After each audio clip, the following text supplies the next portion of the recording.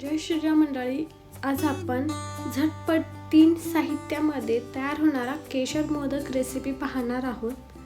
आपल्या सर्वांच्या लाडक्या गणपती बाप्पाचे आगमन होणार आहे, म्हणून बाप्पांचे आवडते स्पेशल आपण मोदकची रेसिपी पाहत आहोत। दिसायला हे मोदक खूप सुंदर दिसतात आणि झटपट होतो, याचा अर्थ रेसिपी बनवायला खूप सोपी आहे।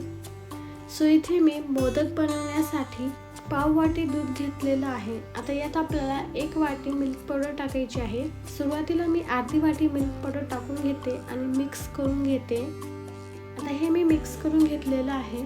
आता यात आपण राहिलेली मिल्क पावडर सुद्धा टाकून घेऊया आणि हे पण छान मिक्स करून घेऊया। यात आपल्याला गुठळ्या होऊ द्यायच्या नाहीये। गॅसची फ्लेम मी एकदम लो ठेवलेली आहे। ही पूर्ण प्रोसेस मी लो फ्लेमवरच करणार आहे। आता हे बघू शकता तुम्ही, छान मिक्स झालेलं आहे दुधामध्ये। आता या स्टेजला तुम्ही तूप टाकू शकता। यामध्ये मी अर्धी वाटी साखर टाकते। साखर ही आपल्याला छान मिक्स करून घ्यायचं आहे। साखर टाकल्यावर हे मिश्रण थोडंसं पातळ होतं, कारण साखर आपली छान विरघळल्या जाते। म्हणून आज आपण केशर मोदक बनवतोय, त्यासाठी मी इथे केशरचं दूध टाकलेलं आहे। आता हे पण आपण छान मिक्स करून घेऊया। आपल्याला हे घट्ट होईपर्यंत शिजवून घ्यायचं आहे, जास्त वेळ शिजवायचं नाही। आता यामध्ये आपण चमचाभर तूप टाकून घेऊया। मोदक बनवण्यासाठी तुम्हाला स्किम्ड मिल्क पावडरचा वापर करायचा आहे। तूप टाकलं की लगेचच हे मिश्रण कढई सोडते, इथे तुम्ही बघू शकता। आता आपलं हे मिश्रण तयार झालेलं आहे। मी या प्लेटमध्ये काढून घेतले। थोडंसं आपण हे मिश्रण गार करण्यासाठी ठेवूया आणि इथे बघू शकता तुम्ही, हे छान गार झालेलं आहे। आता आपण ह्याचे मोदक बनवायला घेऊया। हे मोदक बनवण्यासाठी मी इथे मोदकाचा साचा वापरत आहे। केशर मोदक बनवतोय, त्यामुळे मी या साच्याला काही केशरचे धागे लावून घेत आहे। त्या दुधातच भिजलेले धागे आहेत हे। आता या साच्यामध्ये आपण बनवलेलं मिश्रण भरून घेऊया। आज चतुर्थी वगैरे असं काही नाहीये, त्यामुळे आजचे जे मी साहित्याचं प्रमाण घेतलेलं आहे ते फक्त 3 ते 4 मोदक होतील इतकंच घेतलेलं आहे।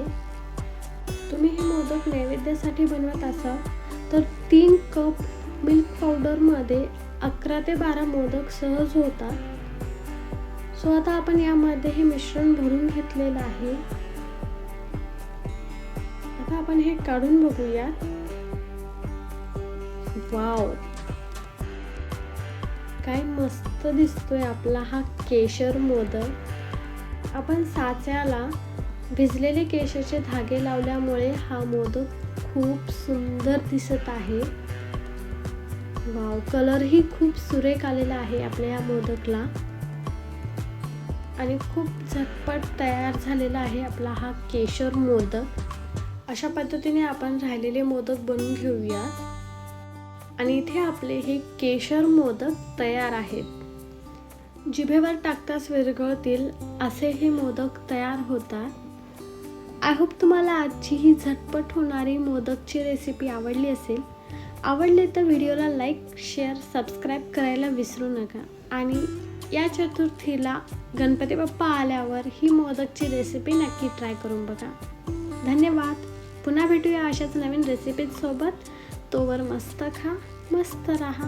Bye bye, take care. जय श्रीराम।